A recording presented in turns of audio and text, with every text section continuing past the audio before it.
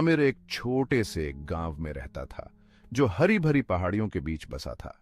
जीवन सरल था, प्रकृति की लय और समुदाय की गर्मजोशी पर केंद्रित। लेकिन आमिर के पास एक बेचैन आत्मा थी, एक ऐसी चाहत जो परिचित से परे थी।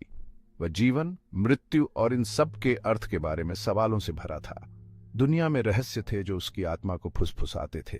आई वंडर, क्या सितारों के पार है? What is the true meaning of our existence? Aamir घंटों तारों वाले आकाश को निहारता रहता, ऊपर की विशालता पर विचार करता रहता। वह गांव के बुजुर्गों की कहानियों को ध्यान से सुनता, जीवन की गहरी सच्चाइयों के सुराग खोजता। जितना अधिक उसने सीखा, उतना ही उसे एहसास हुआ कि वह कितना नहीं जानता है। इस एहसास ने उसे हतोत्साहित करने के बजाय सीखने की उसकी इच्छा को और बढ़ा दिया। आमिर जानता था कि उसे एक यात्रा पर निकलना है, ज्ञान और आध्यात्मिक जागृति की तलाश में। I must find the answers. मुझे जीवन के रहस्यों को समझना है। एक दिन दयालु आंखों और कोमल मुस्कान वाला एक बूढ़ा यात्री गांव में आया।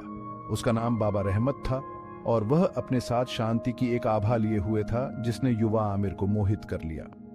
आमिर ने बूढ़े व्यक्ति के प्रति आकर्षित महसूस किया, उसके भीतर ज्ञान के स्रोत को भांपते हुए। वह अपने दिल में जानता था कि यह मुलाकात कोई दुर्घटना नहीं थी, यह उसकी असली पुकार की शुरुआत थी। आमिर झिझकते हुए बाबा रहमत के पास गया।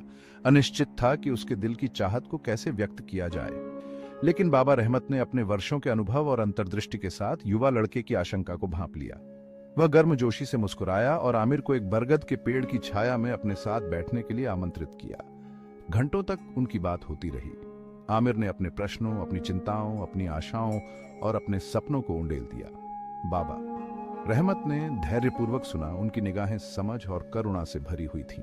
बाबा रहमत, मेरे मन में बहुत सारे सवाल हैं। About life, about our purpose. मैं खोया हुआ महसूस करता हूं और मुझे मार्गदर्शन की आवश्यकता है। The answers you seek, मेरे बच्चे, lie not just within yourself, but also in the world around you. तुम्हें यात्रा करनी चाहिए, अलग अलग गुरुओं से सीखना चाहिए और जीवन का अनुभव उसकी सभी जटिलताओं में करना चाहिए। बाबा रहमत ने तब आमिर को एक उपहार दिया, एक घिसा पिटा चमड़े से बनी किताब। This will be your guide. इसका अच्छी तरह से अध्ययन करो और इसकी बुद्धि को अपने मार्ग को रोशन करने दो।